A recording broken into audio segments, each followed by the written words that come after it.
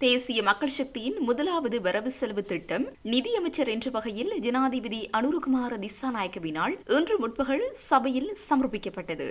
ஊழல் நிறைந்த ஆட்சி, தோல்வியடைந்த பொருளாதார கொள்கைகள் மற்றும் பொறுப்பற்ற நிர்வாகமே நாடு எதிர்நோக்கும் நெருக்கடிகளுக்கு காரணம் என ஜனாதிபதி தெரிவித்துள்ளார்.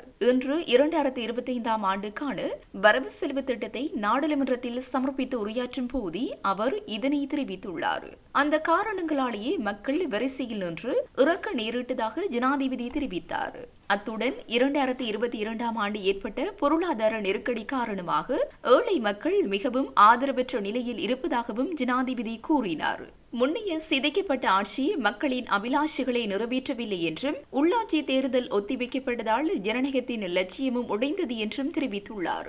நாம் நமது சொந்த பொருளாதார நிகழ்ச்சி நிரலை அமைத்து பொருளாதார இறையாண்மைக்கு நெருக்கமாக செல்ல வேண்டும். எதிர்காலத்தில் கடனை திருப்பிச் செலுத்துவதை தொடர வலுவான பொருளாதாரத்தை உருவாக்க வேண்டும். சமுதாயத்தின் அனைத்து உறுப்பினர்களின் வாழ்க்கையையும் உயர்த்துவதற்கான வழியை கண்டுபிடிக்க வேண்டும். பொருளாதாரத்தின் சக்தி வாய்ந்த பகுதி ஒரு சிறிய எண்ணிக்கையிலான மக்களின் கைகளில் குவிந்துள்ளது. பொருளாதாரத்தில் அதிக ஜனநாயகமாக்கல் தேவை. அடிமட்டத்தில் பொருளாதார நெருக்கடியின் தாக்கம் இன்னும் நீங்கவில்லை. பொருட்களின் விலை அதிகரித்துள்ள அளவுக்கு வருமானம் அதிகரிக்கவில்லை. இதேவேளை 2025ஆம் ஆண்டில் 5% பொருளாதார வளர்ச்சி எதிர்பார்க்கப்படுவதாக ஜனாதிபதி தெரிவித்துள்ளார். அசஸ்ம உதவி தொகையை அதிகரிப்பதற்கு நடவடிக்கை எடுக்கப்பட்டுள்ளதாக தெரிவித்தார். மக்களின் உண்மையான ஊதியம் குறைந்துவிட்டால் நியாயமான சம்பள உயர்வு வழங்கப்பட வேண்டும். ஜூலை மாதம் முதல் சிரேஷ்ட பிரஜைகளின் வசதிக்காக பணத்தை அதிகரித்துள்ளோம். இந்த ஆண்டு வரவு செலவு திட்டத்தில் முன்னுரிமை பணிகளுக்கு நிதி ஒதுக்கப்பட்டுள்ளது. இதுவரை காலமும் அசஸ்ம கிடைக்காத குடும்பங்களை கண்டறிவதற்கான விசேட வேலை திட்டம் ஒன்று முன்னெடுக்கப்பட்டுள்ளது. புதிய தேசிய தீர்வை வரி முறையை அறிமுகப்படுத்த நடவடிக்கை எடுக்க திட்டமிட்டுள்ளோம் எனவும் ஜனாதிபதி தெரிவித்தார். இந்த ஆண்டு கல்வி மற்றும் சுகாதாரத்துறைக்கு அதிக அளவில் நிதி ஒதுக்கீடு செய்யப்பட்டுள்ளது. ஏழைகளுக்கு அதிகாரம் அளிப்பது எமது முதல் படி. இந்த ஆண்டு 19 பில்லியன் அமெரிக்க டாலர் ஏற்றுமதி வருமானம் எதிர்பார்க்கப்படுகிறது. 2025ஆம் ஆண்டில் ஏற்றுமதி வருவாய் 19 பில்லியன் அமெரிக்க டாலர்களை எட்டும் என எதிர்பார்க்கப்படுகிறது. ஏற்றுமதியை விரிவுபடுத்தல் தேசிய ஏற்றுமதி மேம்பாட்டு திட்டம் தயாரிக்கப்பட்டு வருகிறது. நெருக்கடியால் உருவாக்கப்பட்ட சூழ்நிலை ஒரு சிறந்த சூழ்நிலையை உருவாக்க பயன்படுகிறது. உயர்தர மலிவு விலையில் மூலப்பொருட்களை அணுகுவதற்கான தடைகளை அகற்ற எளிமையான, வெளிப்படையான மற்றும் பொறுப்பான வரை கட்டமைப்பை உருவாக்க நடவடிக்கை எடுக்கப்பட்டுள்ளது. புதிய சுங்க சட்டம் அறிமுகப்படுத்தப்படும். இலங்கையின் சுதந்திர வர்த்தக ஒப்பந்த வலையமைப்பு விரிவாக்கப்படும் எனவும் ஜனாதிபதி தெரிவித்தார். பல்கலைக்கழக மாணவர்களுக்கு வழங்கப்படும் மகாபல கொடுப்பனவு 7,500 ரூபாவாகவும் மாணவர் கொடுப்பனவு 6,500 ரூபாவாகவும் அதிகரிக்கப்பட்டுள்ளது. இதற்காக 4,600 மில்லியன் ரூபாய் ஒதுக்கீடு செய்யப்பட்டுள்ளதாக ஜனாதிபதி தெரிவித்தார். ஆட்டிசம் குறைபாட்டால் பாதிக்கப்பட்ட பிள்ளைகளை பராமரிப்பது தொடர்பில் பயிற்சி அளிப்பதற்கு 250 மில்லியன் ரூபாய் ஒதுக்கப்பட்டுள்ளது. பாடசாலை உட்கட்டமைப்பு அபிவிருத்திக்காக 1000 மில்லியன் ரூபாவும் பல்கலைக்கழக உட்கட்டமைப்புக்காக 135 பில்லியன் ரூபாவும் ஒதுக்கப்பட்டுள்ளது. முன்பிள்ளை பாடசாலை மாணவர்களுக்கு வழங்கப்படும் காலை உணவுக்காக ஒதுக்கப்பட்டுள்ள தொகை 100 ரூபாவாக அதிகரிக்கப்பட்டுள்ளது. இதற்காக 1000 மில்லியன் ரூபாய் ஒதுக்கப்பட்டுள்ளது. தெரிவு செய்யப்பட்டு முன்பிள்ளை பாடசாலை அபிவிருத்திக்காக 80 மில்லியன் ரூபாய் ஒதுக்கப்பட்டுள்ளது. முன்பிள்ளை பாடசாலை ஆசிரியர்களுக்கு வழங்கப்படும் கொடுப்பனவு 1000 ரூபாவாக அதிகரிக்கப்பட்டுள்ளது. 5ஆம் தர புலமை பரிசில் பரீட்சையில் சித்தியடைந்த மாணவர்களுக்கு வழங்கப்படும் 750 ரூபாய் புலமை பரிசில் கொடுப்பனவு 1000 ரூபாவாக அதிகரிக்கப்பட்டுள்ளது. விளையாட்டுத்துறை அபிவிருத்திக்காக 500 மில்லியன் ரூபாய் ஒதுக்கப்பட்டுள்ளது. பல்கலைக்கழக கட்டமைப்பு அபிவிருத்திக்காக 135 பில்லியன் ரூபாய் ஒதுக்கீடு செய்யப்பட்டுள்ளது. முதியவர்களுக்கான ஓய்வூதிய கொடுப்பனவை 3000 ரூபாயிலிருந்து 5000 ரூபாவாக உயர்த்தப்படும் என தெரிவித்துள்ளார். மேலும் சிறுநீரக நோயாளர்களுக்கு வழங்கப்படும் மாதாந்த உதவித்தொகை 7,500 ரூபாயிலிருந்து 10,000 ரூபாய் வரை உயர்த்தப்படும்.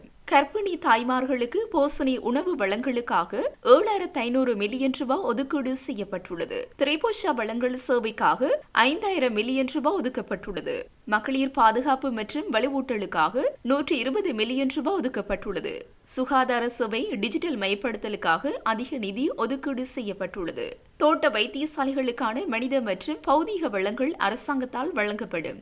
சுகாதாரத்துறைக்கு 706 பில்லியன் ரூபாய் ஒதுக்கப்பட்டுள்ளது. மருந்து கொள்வனவு மற்றும் விநியோகத்துக்கு 185 பில்லியன் ரூபாய் ஒதுக்கப்பட்டுள்ளது. மருந்து தட்டுப்பாடு இனி ஏற்படாது எனவும் ஜனாதிபதி தெரிவித்தார்.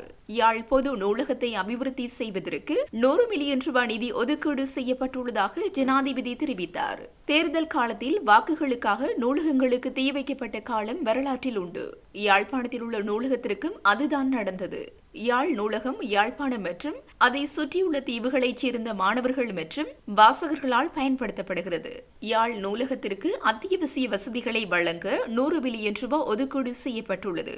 ஏனைய பிரதேசங்களில் நூலகங்களை அபிவிருத்தி செய்வதற்கு 200 மில்லியன் ரூபாய் ஒதுக்கீடு செய்யப்பட்டுள்ளது. இடம்பெயர்ந்த குழந்தைகளுக்கு நிலையான மற்றும் பாதுகாப்பான வீட்டை கட்ட 1 மில்லியன் ரூபாய் ஒதுக்கப்பட்டுள்ளது. தடுப்பு மையங்கள் மற்றும் அநாதை இல்லங்களில் உள்ள குழந்தைகளுக்கு மாதாந்திர உதவித்தொகை 5000 ரூபாய். நன்னடத்தை காலத்தில் உள்ள குழந்தைகளின் நலனுக்காக 500 மில்லியன் ரூபாய் ஒதுக்கீடு செய்யப்பட்டுள்ளது. அங்கவீனம் அடைந்தோர் தொடர்பான விரிவான தரவு அமைப்பை உருவாக்க 100 மில்லியன் ரூபாய் ஒதுக்கீடு செய்யப்பட்டுள்ளது. இடம்பெயர்ந்த சிறுவர்களுக்கு நிலையான மற்றும் பாதுகாப்பான வீட்டை நிர்மாணிக்க 1 மில்லியன் ரூபாய். காப்பகங்கள் மற்றும் ஆதரவற்றோர் இல்லங்களில் உள்ள குழந்தைகளுக்கு மாதம் 5000 ரூபாய் உதவித்தொகை. நன்னடத்தை பிரிவில் உள்ள சிறுவர் நலனுக்காக 500 மில்லியன் ரூபாய் ஒதுக்கப்பட்டுள்ளதாக ஜனாதிபதி தெரிவித்தார். நெல் விவசாயிகளுக்கு உரமானியம் தொடர்ந்து வழங்கப்படுவதற்கு 35,000 மில்லியன் ரூபாய் ஒதுக்கீடு செய்யப்பட்டுள்ளது. அத்துடன் நெல் கொள்முதல் செய்ய 5,000 மில்லியன் ரூபாய் ஒதுக்கப்பட்டுள்ளது. விவசாயத்திற்கு புதுப்பிக்கப்பட்ட தரவு அமைப்பை நிறுவுதல். இது போதுமான நெல் பாதுகாப்பு இருப்பை பராமரிக்கிறது. நெல் சந்தைப்படுத்தல் சபை சட்டத்தில் திருத்தம். விவசாய அமைச்சகத்திற்கு வழங்கப்பட்ட தொகைக்கு மேலதிகமாக 500 மில்லியன் ரூபாய் ஒதுக்கப்பட்டுள்ளது. அரசு ஊழியர்களின் குறைந்தபட்ச சம்பளம் 15,750 ரூபாவால் அதிகரிக்கப்பட்டுள்ளது. இந்த நிலையில் அரசு ஊழியர்களின் அடிப்படை சம்பளம் 24,250 ரூபாவிலிருந்து 40,000 ரூபாவாக அதிகரித்துள்ளது. சம்பள அதிகரிப்பிற்கு மேலதிகமாக வருடாந்த சம்பள அதிகரிப்பு 80% அதிகரிக்கப்படும். தனியார் துறையின் அடிப்படை ஊதிய உயர்வை ஏப்ரல் முதல் 27,000 ரூபாவாகவும் அடுத்த ஜனவரி முதல் 30,000 ரூபாவாகவும் அதிகரிக்க இணக்கம். மேலும் அரசு அத்தியாவசிய சேவை வெற்றிடங்களை நிரப்ப 1000 மில்லியன் ரூபாய் ஒதுக்கீடு செய்யப்பட்டுள்ளது. வடக்கு மாகாணத்தின் கிராமிய வீதிகள் மற்றும் பாலங்களை அபிவிருத்தி செய்வதற்கு 5,000 மில்லியன் ஒதுக்கப்பட்டுள்ளது. யாழ்ப்பாண ஒருங்கிணைப்பு குழு கூட்டத்தின் போது குறித்த தொகையை செலவு செய்ய தீர்மானிக்கப்பட்டதாக அவர் குறிப்பிட்டார். அத்தோடு யாழ் மாவட்ட நாடாளுமன்ற உறுப்பினர்கள் இந்த 5,000 மில்லியன் மூலம் 8 மாதங்களில் திறம்பட கிராமிய வீதிகளை அபிவிருத்தி செய்ய கடமைப்பட்டுள்ளதாகவும் ஜனாதிபதி கூறினார். மேலும் முல்லைத்தீவு வட்டுவாகல் பாலத்தின் கட்டுமான பணிகளை தொடங்க 1000 மில்லியன் ஒதுக்கப்பட்டுள்ளதாகவும் ஜனாதிபதி தெரிவித்தார். இந்த ஆண்டு நாடாளுமன்ற உறுப்பினர்களுக்கு வாகனங்கள் வழங்கப்படாது என்றும் தெரிவித்தார். ஏனெனில் இந்த நோக்கத்திற்காக பணம் ஒதுக்கப்படவில்லை என்றும் அவர் குறிப்பிட்டார். இந்த ஆண்டு நாடாளுமன்ற உறுப்பினர்களுக்கும் வாகன அனுமதி வழங்கப்படாது என அவர் மேலும் கூறினார். அரசுக்கு சொந்தமான அனைத்து சொகுசு வாகனங்களும் இந்த ஆண்டு மார்ச் மாதம் ஏலம் விடப்படும் என ஜனாதிபதி தெரிவித்தார். வளர்ந்து வரும் முதலீட்டாளர்களின் வளர்ச்சிக்கு ஏற்றவாறு பொருளாதார திருத்தச் சட்டத்தை திருத்துவதற்கு எதிர்பார்ப்பதாக அவர் தெரிவித்தார். உற்பத்தி பொருளாதார நடவடிக்கைகளுக்கு அரசாங்கத்தால் பயன்படுத்தப்படாத அரசாங்கத்திற்கு சொந்தமான நிலங்கள் குத்தகைக்கு விடப்படும் என்றும் தெரிவித்தார். தரிசாக மாறிய பல நிலங்கள் தற்போது அடையாளம் காணப்பட்டுள்ளதாகவும் ஜனாதிபதி இதன்போது கூறினார். ஸ்ரீலங்கன் ஏர்லைன்ஸின் நீண்டகால கடன்களை தீர்ப்பதற்கான ஒரு திட்டம் தயாரிக்கப்பட்டு வருகின்றது. அத்துடன் பண்டாரநாயக்க சர்வதேச விமான நிலையத்தில் 2வது முனையத்தின் கட்டுமான பணிகள் ஜப்பான் உதவியுடன் நடைபெற்று வருகின்றன என்றும் அனுர சுட்டிக்காட்டியுள்ளார். இதேவேளை சுற்றுலாத்துறையை மேம்படுத்துவதற்கு 500 மில்லியன் ரூபாய் ஒதுக்கப்பட்டுள்ளதுடன் சுற்றுலாத்துறைக்காக டிஜிட்டல் டிக்கெட் முறை ஆரம்பிக்கப்படும் என்றும் ஜனாதிபதி தெரிவித்தார். சிங்கள மற்றும் தமிழ் புத்தாண்டு காலத்தில் லங்கா சதசு மூலம் சலுகை விலையில் உலருணவு பொதிகள் வழங்கப்படும். பெருந்தோட்ட தொழிலாளர்களுக்கு நாளாந்த வேதனமாக தற்போது முன்மொழியப்பட்டுள்ள 1,700 ரூபாவினை பெற்றுக் கொடுப்பதற்கு அரசாங்கம் முன்வரும். பெருந்தோட்ட வீட்டு அபிவிருத்திகளுக்காக 4,268 மில்லியன் ரூபாய் ஒதுக்கப்படும். கிளீன் ஸ்ரீலங்கா திட்டத்திற்கு 5 பில்லியன் ரூபாய் நிதி ஒதுக்கப்படும். தேசிய மேலாண்மை கட்டமைப்புக்காக 750 மில்லியன் ரூபாய் ஒதுக்கப்பட்டுள்ளது. புதிய மற்றும் கண்டுபிடிப்பு நிதியத்தை ஸ்தாபிக்க 1000 மில்லியன் ரூபாய் ஒதுக்கப்பட்டுள்ளது. அரசு நிறுவனங்களின் செயற்பாடுகள் மற்றும் பலன்களை மதிப்பீடு செய்ய குழு. குறைந்த வருமானம் பெறும் குடும்பங்களுக்கு 1,500 ரூபாய் நிதி உதவி. திருகோணமலையில் 61 எண்ணெய் தாங்கிகளின் கூட்டு அபிவிருத்திக்கு நடவடிக்கை. நீர்ப்பாசனத்துறை அபிவிருத்திக்காக 78,000 மில்லியன் ரூபாய் ஒதுக்கப்பட்டுள்ளது. வடக்கு தெற்கு முக்கோணம் உள்ளிட்ட புதிய தென்னந்தோப்பு அபிவிருத்திக்கு 500 மில்லியன் ரூபாய் ஒதுக்கப்பட்டுள்ளது. சமூக பாதுகாப்பு செலவு 232.5 பில்லியன் ரூபாய் ஒதுக்கப்பட்டுள்ளது. இயற்கை அனர்த்தம் மற்றும் வனவிலங்கு பாதிப்பால் இடம்பெறும் உயிரிழப்புகள் அங்கவீனம் அடைவோருக்கான இழப்பீட்டுத் தொகை 10 லட்சம் ரூபாய் வரை அதிகரிக்கப்பட்டுள்ளது. ரயில் பெட்டிகளை மறுசீரமைக்க 500 மில்லியன் ரூபாய் ஒதுக்கப்பட்டுள்ளது. தனியார் மற்றும் இலங்கை போக்குவரத்து பஸ்கள் ஒன்றிணைந்த நேர அட்டவணையில் பயணிக்க யோசனை. போதையற்ற சமூகத்தை கட்டியெழுப்ப 500 மில்லியன் ரூபாய் ஒதுக்கீடு. மலையக தமிழ் இளைஞர்களின் தொழிற்பயிற்சி வாழ்வாதாரம் மற்றும் உட்கட்டமைப்பு வசதிகள் அபிவிருத்திக்காக 2,450 மில்லியன் ரூபாய் ஒதுக்கப்பட்டுள்ளது. மலையக தமிழ் சமூகத்தின் பாடசாலைக்கு ஸ்மார்ட் வகுப்பறைகளுக்காக 866 மில்லியன் ரூபாய் ஒதுக்கப்பட்டுள்ளது. கழிவகற்றல் முகாமைத்துவத்திற்காக 750 மில்லியன் ரூபாய் ஒதுக்கப்பட்டுள்ளது. யானை மனித மோதலை கட்டுப்படுத்த வரவு செலவு திட்டம் 640 மில்லியனாக உயர்வு. இலங்கையர் நாள் தேசிய வைபவத்தை நடத்த யோசனை. அதற்காக 300 மில்லியன் ரூபாய் ஒதுக்கப்பட்டுள்ளது. இலங்கைக்கான புதிய டிஜிட்டல் அடையாள அட்டையை விரைவில் அறிமுகப்படுத்த நடவடிக்கை எடுக்கப்பட உள்ளதாக ஜனாதிபதி தெரிவித்தார். அத்துடன் டிஜிட்டல் பொருளாதார அதிகார சபையை நிறுவுவதற்கு யோசனை முன்வைக்கப்பட்டுள்ளது. மெட்ரோ என்ற புதிய நிறுவனத்தின் கீழ் பயணிகள் போக்குவரத்திற்காக 100 புதிய பேருந்துகள் இறக்குமதி செய்யப்பட்டு பயன்படுத்தப்படும். வரி ஏய்ப்பு மற்றும் சட்டவிரோத நிதி நடவடிக்கைகளை தடுக்க நடவடிக்கை எடுக்கப்பட்டு வருகிறது எனவும் ஜனாதிபதி தெரிவித்தார். இலங்கை நாணய மற்றும் நோட்டில்லாத சகாப்தத்தை நோக்கி நகர்கின்றது. ஊழலை தவிர்க்க இது ஒரு நல்ல முடிவு. தேவையில்லாமல் சொத்துக்களை குவிப்பவர்கள் இந்த முடிவுகளால் பாதிக்கப்படுவார்கள்.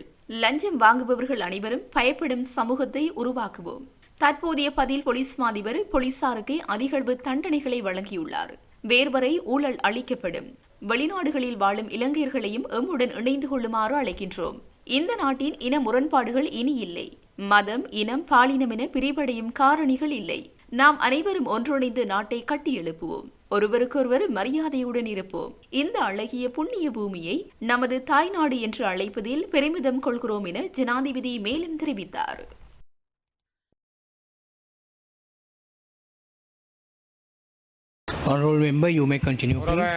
கௌரவ பிரதி சபாநாயகர் அவர்களே, 2023ஆம் ஆண்டு மார்ச் மாதம் 9ஆம் தேதி நடத்தப்பட வேண்டிய உள்ளூர் அதிகார சபை தேர்தல்கள் நீண்ட காலங்கள் இழுபட்ட நிலையில் நீதிமன்ற தீர்ப்புகளோடு இன்றைய தினம் நீங்கள் விசேட ஏற்பாடுகளை செய்திருக்கிறீர்கள். இதிலே குறிப்பாக 2023ஆம் ஆண்டின் 30ஆம் இலக்க உள்ளூர் அதிகார சபைகள் திருத்தச் சட்டத்தின் மூலமாக 2023ஆம் ஆண்டு நவம்பர் 17ஆம் தேதியன்று நடைமுறைக்கு வந்துள்ள அடிப்படையிலே இளைஞர்களுக்கான இளையோருக்கான சந்தர்ப்பம் ஒன்று வழங்கப்பட்டிருக்கிறது. ஆனால் இதற்கு ஊடாக பெண்களுக்கு ஏற்கனவே 25% வழங்கப்பட்டதும் இருக்கிறது. இது ஒரு நல்ல விடயங்கள். இந்த தேர்தல் திருத்தங்களிலே இளையோருக்கும் பெண்களுக்குமாக வழங்கப்பட்டிருக்கிற விஷயங்கள் வரவேற்கத்தக்க ஒரு விடயம். ஆனால் இன்னும் ஒரு விடயம், இந்த உள்ளூர் அதிகார சபை தேர்தல்களிலே 60-40% இருக்கின்ற இந்த நடைமுறைகள் எப்பொழுதும் ஒரு சரியான ஆட்சியை அந்த சபைகள் அமைக்க முடியாத ஒரு தொங்கு நிலை உருவாக்கப்பட்டிருக்கிறது. அண்மை காலங்களில் நீங்கள் நாட்டிலே இவ்வளவு வெற்றிகளை பெற்றுக்கொண்ட என்பிபி கூட எல்பிட்டிய தேர்தலில் ஒரு தொங்கு நிலையை அடைந்திருப்பதை நாங்கள் பார்க்கக்கூடியதாக இருக்கிறது. ஆகவே இனி நடக்கப்போகிற இந்த ஊராட்சி மன்ற தேர்தல்களில் எந்த சபை பெரும்பான்மையான ஆசனங்களை பெற்று அமைப்பது என்பது அந்த வட்டாரங்களில் பெறுகின்ற பிரதிநிதிகளை கொண்டு தீர்மானிப்பதை விட மேலதிகமான பிரதிநிதிகளும் அங்கே உள்ளிருக்கப்படுகின்ற பொழுது இந்த நிலைமை தோன்றுகிறது. குறிப்பாக பூநகரி பிரதேச சபையை எடுத்துக்கொண்டால் 11 வட்டாரங்கள், 11 பேர் வட்டாரங்களில் தெரிவு செய்யப்படுகிறார்கள். ஆனால் மேலதிகமாக 9 பேர் பிரதிநிதிகளாக நியமிக்கப்படுகின்றார்கள். அங்கே 20 பேர் வருகிறார்கள். 20 பேர் வருகிறார் என்றால் அதிலே வெவ்வேறு கட்சிகளில் வர்ற பொழுது உண்மையிலே பெரும்பான்மையான அதிகாரங்களை, பெரும்பான்மையான உறுப்பினர்களை வட்டாரங்களில் வந்த ஒரு கட்சி தன்னுடைய ஆட்சியை அமைக்க முடியாத நிலைமை உருவாகும். இது இந்த நாட்டில் இருக்கிற மிகப்பெரிய குறைபாடு. இந்த திருத்தங்களுக்குள்ளே நீங்கள் இந்த விடயங்களை கொண்டு வந்திருக்கக்கூடும். இது பற்றி பேசியிருக்கலாம். நாங்கள் இது பல முறை சொல்லியும் தவிர்க்கப்பட்டிருக்கிறோம். இதனால் தான் பல முறை நாங்கள் கேட்பதுண்டு. இது ஒரு 70க்கு 30ஆக இருந்தால், 70% வட்டார முறை தேர்தல்கள் தொகுதி முறை தேர்தலாக இருந்தால், 30% விகிதாசார முறை தேர்தலாக இருந்தால் அது ஒரு சாத்தியப்பாடானதாக இருக்கும். ஏனென்றால் இளையோர்களுக்கு கொடுக்கப்பட்டதும் பெண்களுக்கு கொடுக்கப்பட்டதும் ஒரு நல்ல விடயம். அதே போல இதுவும் இருந்திருந்தால் இன்னும் சிறப்பானது. அதற்கான ஒரு வரையறை இதற்குள் இருக்கிறதா, திருத்தம் செய்ய முடியுமா, அதுக்கான காலம் காணுமா, நீங்கள் நீதிமன்றம் தந்திருக்கிற 3 மாத காலத்துக்குள் தேர்தலை நடத்த வேண்டும் என்ற முனைப்பு இருக்கிறது, நாங்கள் வரவேற்கிறோம். ஆனால் காப்போத்த சாதாரணதர பரீட்சை, இங்கே நீங்கள் வரவு செலவு திட்டத்துக்கான விவாதம், இதனை விட நாட்டில் இருக்கின்ற ஈஸ்டர் தினங்கள், சமய நிகழ்வுகள், இவ்வாறானவை எல்லாம் இந்த காலகட்டங்களில் வந்து போக போகிறது. இதற்குள் இந்த தேர்தலுக்கான பிரச்சாரம் என்பது, இங்கே இருக்கின்ற பலர் தான் அந்தந்த தங்களுடைய இடங்களுக்கு சென்று பிரச்சார பணிகளிலும் ஈடுபட வேண்டும். இந்த திகதி என்பது ஏப்ரல் மாதத்தில் நடத்தப்படுவது என்பதும் ஒரு எங்களை பொறுத்தவரை நான் நினைக்கிறேன் அது ஒரு நெருக்கடியானதாக இருக்கும். இந்த நெருக்கடிகளை நாங்கள் பதிவு செய்கிறோம். தேர்தல் திணைக்களம் அல்லது அரசாங்கத்தினுடைய தெரிவுகளில் திகதிகளில் நீங்கள் கொஞ்சம் பின்தள்ளி போவது பொருத்தமானதாக இருக்கும் என்பது என்னுடைய கருத்தாக நான் இந்த இடத்திலே பதிவு செய்கிறேன். மிக முக்கியமாக இந்த ஊராட்சி மன்ற தேர்தல்களில் வருகின்ற எண்ணிக்கை, சாதாரணமாக ஒரு பாராளுமன்ற தேர்தல் அல்லது ஒரு மாகாண சபை தேர்தல்களில் 5% குறைவான வாக்குகளை ஒரு கட்சி பெற்றிருந்தால் அல்லது ஒரு சுயேட்சை குழு பெற்றிருந்தால் அது கணக்கிலே எண்ணுவதற்கு எடுக்கப்படுவதில்லை. ஆனால் பிரதேச சபைகள், இந்த ஊராட்சி மன்ற தேர்தல்களில் 5% குறைவான வாக்குகளை ஒரு சுயேட்சை குழுவோ கட்சியோ பெற்றிருந்தால் அவை எண்ணப்படுகின்றன. அவ்வாறு எண்ணப்படுகிற பொழுதுதான் இந்த மேலதிக உறுப்பினர்கள் என்ற விடயம் இந்த ஊராட்சி மன்றங்களிலே மிகப்பெரிய பிரச்சனைக்குரிய விடயமாக மாறுகிறது. ஏன் இலங்கையிலே பாராளுமன்றத்திற்கும் மாகாண சபைக்கும் இருக்கிற அந்த 5% நடைமுறை என்பதை ஏன் இந்த ஊராட்சி மன்ற தேர்தலில் அரசாங்கம் பின்தள்ளி வைக்கிறது? ஏன் அந்த திருத்தத்தை உங்களால் அதிலே கொண்டு வர முடியாமல் போனது? நாட்டிலே எல்லா தேர்தல்களுக்கும் ஒரு சட்டம் இருந்தால், அது ஜனாதிபதி தேர்தலாக இருந்தால், மாகாண சபை தேர்தலாக இருந்தால், பாராளுமன்ற தேர்தலாக இருந்தால் 5% ஆக குறைந்ததாக இருக்கிறது. ஆனால் ஏன் இந்த ஊராட்சி மன்ற தேர்தலில் ஒரு பிரதேச சபைக்குள், ஒரு நகர சபைக்குள், ஒரு மாநகர சபைக்குள் 5% குறைவான வாக்குகளை பெறுகின்ற சுயேட்சை குழுக்கள் கட்சிகளுடைய வாக்கை எண்ணுவதில்லை என்பதை, அதை ஏன் இந்த திருத்தமாக அதுக்குள் வரவில்லை என்பது எங்களுக்கு இருக்கிற கேள்வி. இதை இந்த திருத்தமாக நீங்கள் கொண்டு வந்திருக்கலாம். இது ஒரு சின்ன விஷயம். இன்றைக்கு 3/2 பெரும்பான்மையோடு நீதிமன்ற கட்டளையின் பிரகாரம் நீங்கள் வாக்கெடுப்பின் மூலமாக இந்த சட்ட மூலத்தை நிறைவேற்ற வேண்டும் என்பது இருக்கிற பொழுது இந்த சின்ன விடயங்களும் உள்ளீர்க்கப்பட்டிருக்கலாம். ஆகவே கௌரவ பிரதி சபாநாயகர் அவர்களே, ஒரு ஊராட்சி மன்றங்கள் என்பது அடிப்படையில் அந்த மக்களுடைய வீதிகள், மக்களுடைய கழிவகற்றல், அந்த கிராமங்களுடைய வளர்ச்சி, மக்களுக்கான அடிப்படை தேவைகளை சொல்லுகின்ற ஒரு மிக முக்கியமான நிறுவனமாக அமைந்திருக்கிறது. கிட்டத்தட்ட அது ஒரு குட்டி அரசாங்கம். அந்த குட்டி அரசாங்கம் என்பது தன்னுடைய அதிகாரத்தை பயன்படுத்தி அந்த மக்களுக்கான பணிகளை சிறப்பாக ஆற்றுவதே இந்த ஊராட்சி மன்றங்களுடைய மிகப்பெரிய கடமை. இந்த ஊராட்சி மன்றங்களுடைய கடமையை தான் மக்கள் முகம் பார்த்து வாக்களிக்கிறார்கள். இவர் செய்வார், இவர் இதுக்கு ஆற்றுவார், இவர் இந்த பணியை செய்வார் என்ற விடயத்தை அவர்கள் கையாளுகிறார்கள், மக்கள் விரும்புகிறார்கள். அவர் அடிமட்டத்தில் ஒரு கீழ்மட்ட நிலையிலே இருக்கின்ற அரசியல் தலைவர்களை, ஒரு 3ஆம் நிலை அரசியல் தலைவர்களை உருவாக்குகின்ற ஒரு இடமாகவும் கூட இந்த நிலைமை இருக்கிறது. ஆகவே முக்கியமாக பிரதி சபாநாயகர் அவர்களே, நாங்கள் வலியுறுத்துகின்ற விடயம், இது ஒரு அடிப்படையில் இருக்கின்ற இந்த ஊராட்சி மன்றங்கள் ஏன் கொஞ்சம் அவசரப்படுகிறீர்கள்? வேட்பு மனுக்களை தாக்கல் செய்வதற்கு தான் 3 மாதங்களை நீதிமன்றம் சொல்லியிருக்கிறது கௌரவ பிரதி சபாநாயகர் அவர்களே. ஆகவே அதற்கு பிறகும் அந்த நாட்களை கொண்டு செல்ல முடியும்.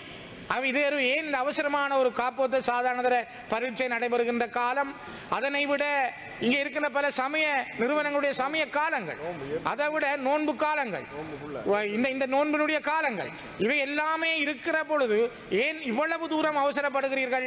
இந்த நிலைமையிலே கொஞ்சம் மாற்றங்களை கொண்டு வரலாமா என்று கௌரவ பிரதி சபாநாயகர் அவர்களை நான் உங்களையும் கேட்பதோடு அரச கட்சி சார்ந்த பிரதிநிதிகளையும் கேட்கிறேன்.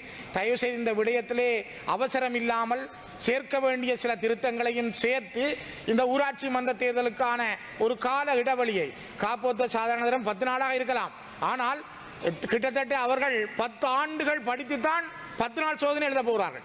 10 ஆண்டு ஒரு மாணவன் படித்த பரீட்சையை 11 ஆண்டுகள் காத்திருந்து எழுத போகிற பரீட்சையை பிரச்சாரத்துக்காக போகின்ற நபர்கள் குழப்புவார்களாக இருந்தால் அவனுடைய 11 வருட வாழ்க்கையை யோசித்து பாருங்கள். 10 நாள் பரீட்சை என்று நாங்கள் குறிப்பிட்டு சொல்ல முடியாது. ஆக இது ஒரு 11 வருட வாழ்க்கையினுடைய தொடர்ச்சி தான் அந்த காப்போத்த சாதாரண பரீட்சை. ஆக இந்த பரீட்சையிலே எழுதுகிற மாணவனுடைய மனநிலை, அதில் ஈடுபடுகின்ற ஆசிரியர்கள், உத்தியோகத்தர்கள், இவர்கள் இந்த தேர்தல் காலத்திலே சந்திக்க போகின்ற இடர்கள், இது மிகவும் கடினமானது. அதே போலதான் நாங்கள் இந்த வரவு செலவு திட்டத்துக்காக பாராளுமன்றத்துக்கு வந்திருக்கிறோம். இனி நாங்கள் திரும்பி இந்த ஊர்களிலே சென்று இங்கே ஒரு முறையான பான்மை ரீதியாக இந்த வரவு செலவு திட்டத்தில் பங்கு கொள்வதா, அல்லது விவாதங்களில் பங்கு கொள்வதா, அல்லது நாங்கள் பிரச்சார நடவடிக்கைகளில் பங்கு கொள்வதா? தயவு செய்து பிரதி சபாநாயகர்களை சிந்தியுங்கள். இது ஒரு மிக முக்கியமானது. இந்த விடயத்திலே இந்த திகதியை கொஞ்சம் மாற்றம் செய்யுங்கள். எண்ணப்படுகின்ற வீதத்தில் அந்த 5 வீதம் என்பதை யோசியுங்கள். இதிலே உறுப்பினர்களுடைய எண்ணிக்கை கூட வட்டாரங்களுக்கு முக்கியத்துவம் கொடுங்கள். வட்டாரங்களில் வெல்லுகின்ற கட்சி அந்த சபையை கையில் எடுத்து ஆட்சி அமைக்கக்கூடிய வல்லமை கொண்டதாக இருக்க வேண்டும். மேலதிகமாக நியமிக்கப்படுகின்ற பிரதிநிதிகள் அதற்கு குழப்புகின்றவர்களாக மாறக்கூடாது என்பதையும் நான் இந்த இடத்திலே கேட்டுக்கொள்கின்றேன். நன்றிகள். இன்றைய தினம் பாராளுமன்றத்திலே சமர்ப்பிக்கப்பட்ட எங்களுடைய வரவு செலவு திட்ட விவாதத்தை உண்மையாகவே ஜாழ்ப்பாணத்தில் பிறந்த ஒரு சாதாரண மனிதர்களுக்கு கிடைக்க வேண்டிய அடிப்படை விடயங்களை எங்களுடைய ஜனாதிபதி அவர்கள் தந்திருக்கிறார் என்பதிலே எதிர்க்கட்சியிலிருந்து சந்தோஷப்படக்கூடிய ஒரே ஒரு மனிதன் நானாகத்தான் இருப்பேன். உங்களுக்கு தெரியும், இந்த வரவு செலவு திட்டம் எங்களுடைய மக்களுக்கு, ஜாழ் மக்களுக்கு, என்னை பொறுத்தவரை எனக்கு அரசியல் தேவையில்லை. நான் அரசியலுக்காக அரசியல் செய்ய வரவில்லை. ஆகவே இந்த மக்களுடைய தேவைகளை அறிந்து வைத்து எங்களுடைய பிரதமர் ஹரணி அமரசூரிய அவர்களும் ஜனாதிபதி அவர்களும் யாழ்ப்பாணத்துக்கு வருகை தந்ததை இட்டு நான் மிகவும் சந்தோஷம் அடைகிறேன். யாழ்ப்பாணத்துக்கு பெருமை இது உண்மையாகவே வடக்கிற்கான பட்ஜெட்டாகவே நாங்கள் இதை கருதுகிறோம். இதுக்கு உங்களுடைய மெத்த நன்றிகளை தெரிவித்துக் கொள்கிறேன். ஆனால் ஒரு சில விடயங்களை உங்களுக்கு சொல்லியாக வேண்டும். பிரதமர் ஹரணி அமரசூரிய அவர்கள் என்னுடைய பாடசாலை யாழ்ப்பாணம் இந்தூரி கல்லூரிக்கு வந்திருந்தார். அம்மணியை நாங்கள் அன்புடன் வரவேற்பதில் மிகவும் சந்தோஷம் அடைகிறோம். ஆனால் அம்மணி ஒரு தடவை செப்டம்பர் மாதம் சொல்லியிருந்தார், எந்த பாடசாலை விழாக்களுக்கும் அல்லது விடயங்களுக்கும் ஒரு அரசியல்வாதியை அழைத்து அந்த பாடசாலையை அரசியல் சாயம் ஏற்படுத்தக்கூடாது என்று. ஆனால் தான் சொன்னதை மறந்து விட்டாரோ என்னமோ தெரியவில்லை. என்னுடைய நண்பன் இளங்குமரன் உட்பட எங்களுடைய அமைச்சர் சந்திரசேகர் உட்பட அனைவரும் வந்திருந்தார்கள். ஆனால் உங்களை வருக என வரவேற்பதில் எங்களுக்கு மிகவும் சந்தோஷம். இரண்டாவது விடயம், யாழ்ப்பாணத்தினுடைய சுகாதாரத்துறையை எடுத்து பார்த்தால், நான் இப்போதுதான் பார்த்தேன், இந்த எக்கனாமிக், இது நாங்கள் பிறகு ஆறுதலாக விவாதிப்போம், இந்த எக்கனாமிக் பட்ஜெட்டிலே வடக்கு மாகாணம் சார்ந்த எந்த சுகாதாரத்துறை ப்ரொபோசலும் இதில் இருக்கவில்லை. அதை நாங்கள் ஆறுதலாக விவாதிப்போம்.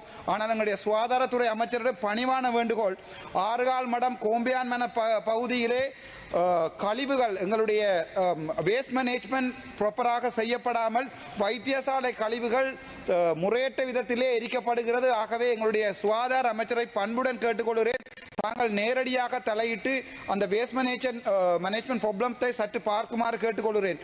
அது தவிர உங்களுக்கு தெரியும், யாழ்ப்பாணத்திலே வடக்கு வைத்தியசாலையிலே கண் வாட்டிருக்கிறது.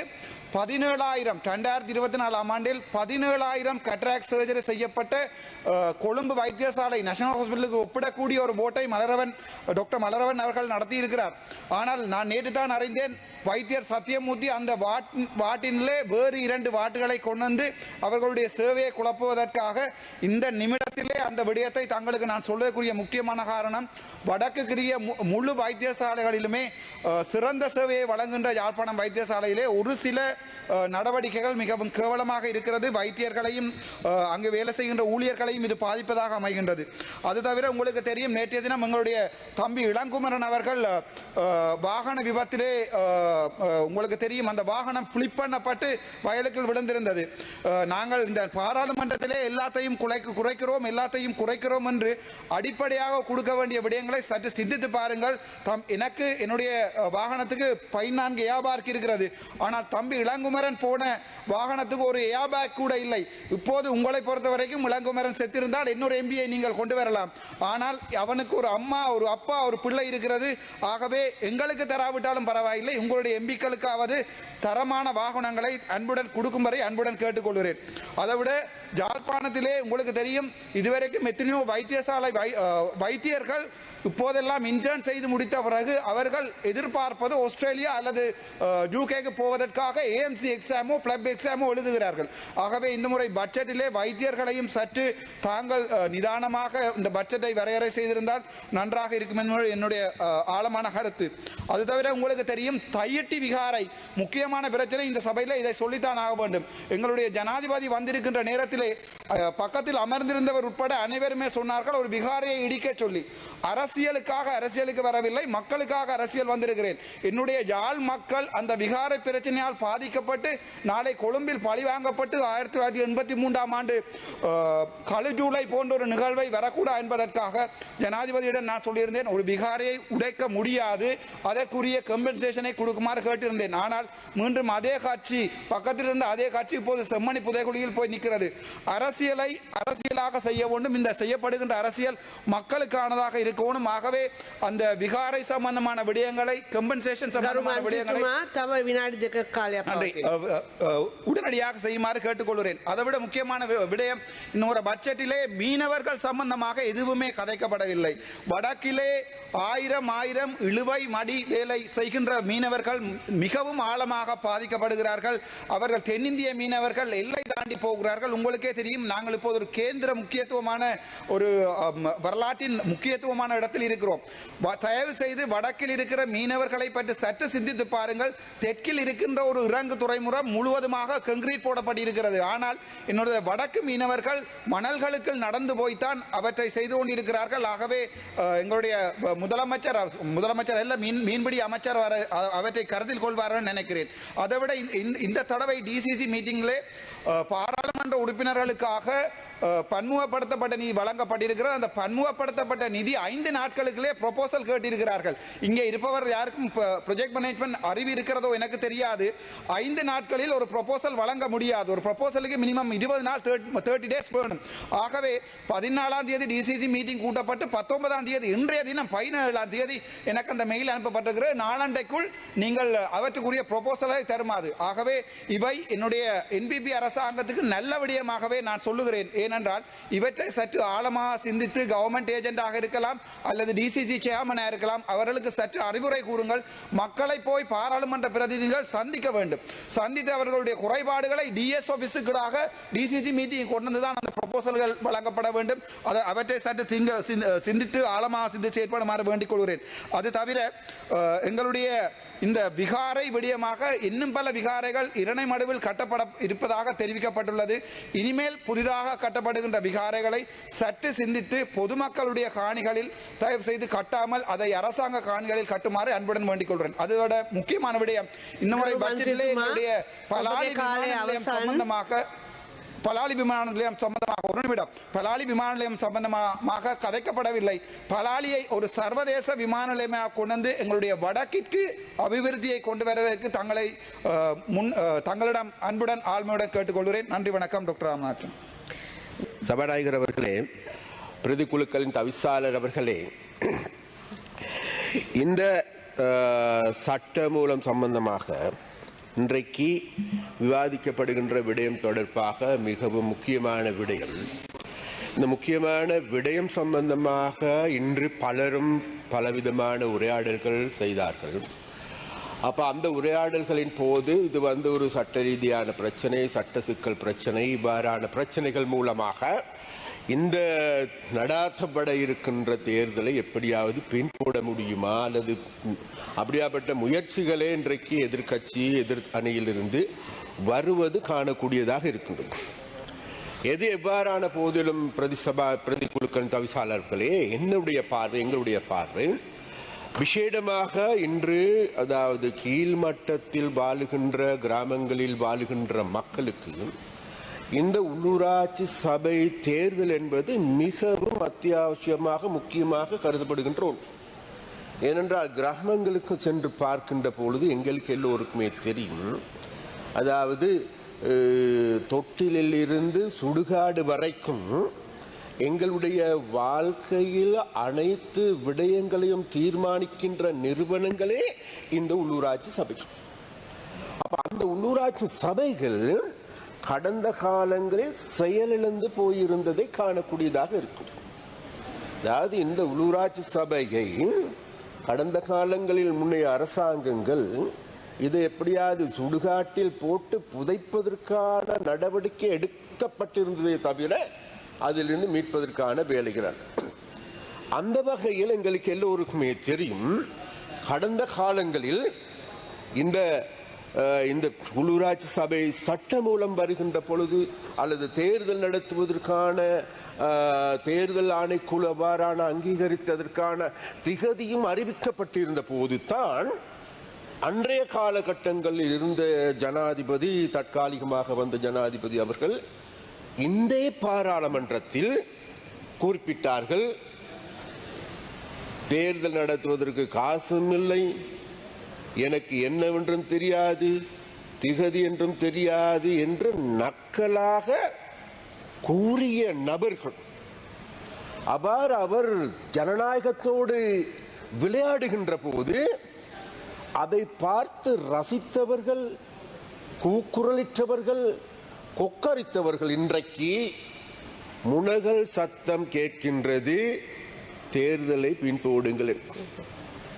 ஏன் நான் இதை சொல்லுகின்றேன் என்றால், அந்த அந்த அந்த அந்த தேர்தலை பின்போடுகின்ற வரலாறு என்பது அல்லது தேர்தல் நடாத்தாமல் இருப்பது என்பது விசேடமாக வடமாகாணத்திற்கு, விசேடமாக தமிழர்களுடைய பக்கம் இருந்து பார்க்கின்ற பொழுது அபகரான தேர்தல்களை பின்போட்டு அதனுடைய வெளிப்பாடாகவே கடந்த காலங்களின் விசேடமாக தாங்களுடைய ஜனநாயக உரிமைகளை வென்றெடுப்பதற்காக வடக்கில் இருந்த இளைஞர்கள் ஆயுத போராட்டம் வரைக்கும் செல்லுவதற்கு காரணமாக இருந்த நிலைமை.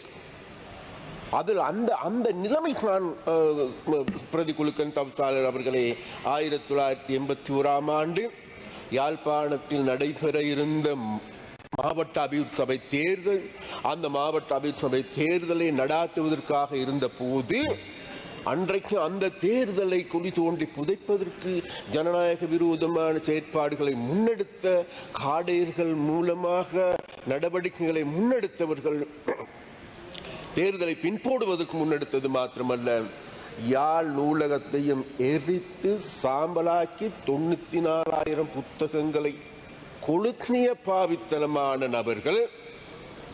அந்த நடவடிக்கைகளுக்கு இன்றைக்கு ஆதரவாக அன்றைய காலகட்டங்களில் இருந்தவர்கள் இன்றைக்கு விசேடமாக இந்த தேர்தலை பின்போடுவது எப்படி என எதிர்பார்த்து கொண்டு அதற்காக கொக்கரிக்கின்ற சம்பவங்களை காணக்கூடியதாக இருக்கும். எது எவ்வாறானாலும் பிரதிக்குழுக்களின் தவிசாளர் அவர்களே, இன்றைக்கு எங்களுக்கு எல்லோருக்குமே தெரியும், இந்த உள்ளூராட்சி சபை இந்த சட்ட மூலம் கொண்டு வருகின்ற போது இந்த சட்ட மூலம் தொடர்பாக இன்றைக்கு நீதிமன்றத்தால் வழங்கி இருக்கின்ற தீர்ப்பு மாத்திரமல்ல, இது மக்களுடைய எதிர்பார்ப்பு, மக்களுடைய கேள்வி என்னவென்றால் வேறு எதுவும் அல்ல. இன்றைக்கு எங்களுடைய சிறிய கீழ்மட்டத்தில் இருக்கின்ற நிர்வாகங்கள் அனைத்தும் சீர்குலைந்து போயிருக்கும். எங்களுடைய சிறுவர் பராமரிப்பு நிலையங்கள் எடுத்துக்கொண்டாலும் சரி, அதாவது விளையாட்டு கழகங்கள் எடுத்துக்கொண்டாலும் சரி, எங்களுடைய பெண்களை பராமரிக்கின்ற பெண்கள் அமைப்பு எடுத்துக்கொண்டாலும் சரி, கிராம அபிவிருத்தி சபைகள் எடுத்துக்கொண்டாலும் சரி, அதே போன்று எங்களுடைய பிறப்பு சான்றிதழை பெற்றுக்கொள்ள வேண்டுமா, இறப்பு சான்றிதழை பெற்றுக்கொள்ள வேண்டுமா, இந்த அனைத்து நடவடிக்கைகளுக்கும் இருக்கின்ற நிறுவனங்கள் தான் வேறு எதுவும் உள்ளூராட்சி நிறுவனங்கள். அப்ப இந்த நிறுவனங்களில் இருந்து செயற்படுகின்ற போது அந்த செயற்பாடுகளை முன்னெடுக்கின்ற அந்த செயற்பாடுகளை முன்னெடுக்கின்ற பிரதிநிதிகள் தான் வேறு எதுவுமல்ல, இந்த உள்ளூராட்சி சபையை சேர்ந்த பிரதிநிதிகள். அப்ப அந்த உள்ளூராட்சி சபை பிரதிநிதிகளை நியமித்துக் கொள்வதற்காகவே இந்த தேர்தலை நடாத்த வேண்டும் என மக்களுடைய பக்கம் இருந்தும் கூட, கீழ்மட்டத்தில் வாழ்கின்ற மக்களிடம் இருந்தும் கூட எழுகின்ற கேள்வியாகும். அந்த வகையில் விசேடமாக எங்களுடைய அரசாங்கம் மற்றைய முன்னைய அரசாங்கங்கள் போன்று இந்த தேர்தலோடு மக்களுக்கு வழங்கப்பட்டிருக்கின்ற ஜனநாயகத்தோடு விளையாடுவதற்கு அல்ல மக்கள் எங்களுக்கு மக்கள் ஆணையை வழங்கியிருக்கின்றார். அதனால் மக்களுக்கு எங்களுக்கு ஆணையை வழங்கியிருப்பது எதனாலும் அல்ல, இந்த நாட்டில் இது நாள் வரைக்கும் 76 வருடங்களாக ஜனநாயகத்தோடு விளையாடிருக்கின்றார்கள், ஜனநாயகத்தை குழி தோண்டி புதைத்து இருக்கின்றார்கள். அந்த குழி தோண்டி புதைப்பதன் மூலமாக இவர்கள் தேர்தலை இவர்களுடைய அரசியல் லாபத்திற்காக பயன்படுத்தி இருக்கின்றார்கள். அந்த அரசியல் லாபம் என்பது வேறு எதுவுமல்ல, கடந்த காலங்கள் முழுவதுமே இவ்வாறான தேர்தல் காலகட்டங்களிலே இந்த நாட்டின் இனவாத மதவாதத்தை தூண்டுகின்ற செயற்பாடுகள் செயற்பாடுகளும் முன்னெடுக்கப்படுகின்றது. அந்த வகையில் தான் நாங்கள் பார்க்கின்றோம், இந்த நாட்டில் மீள ஜனநாயகத்தை உறுதிப்படுத்திக் கொள்ள வேண்டிய ஒரு தேவை இருக்கின்றது. அந்த உறுதிப்படுத்துகின்ற பொறுப்பை மக்களிடம் ஒப்படைக்கப்பட வேண்டும். அதனால் மக்களுடைய ஆணையை மேலும் வலிபெற செய்ய வேண்டும். அதற்காக இந்த உள்ளூராட்சி சபை தேர்தல் நடாத்தப்பட வேண்டும். அதற்கான எங்களுடைய அரசாங்கத்தில் எடுக்க வேண்டிய சகல நடவடிக்கைகள் எடுப்போம் என்றும், அதை ஜனநாயகத்தை பாதுகாத்துக் கொள்வதற்கு எங்களால் முடிந்த அனைத்தையும் செய்வோம் என்று கூறிக்கொண்டு உங்களிடம் விடைபெறுகின்றேன். நன்றி, வணக்கம்.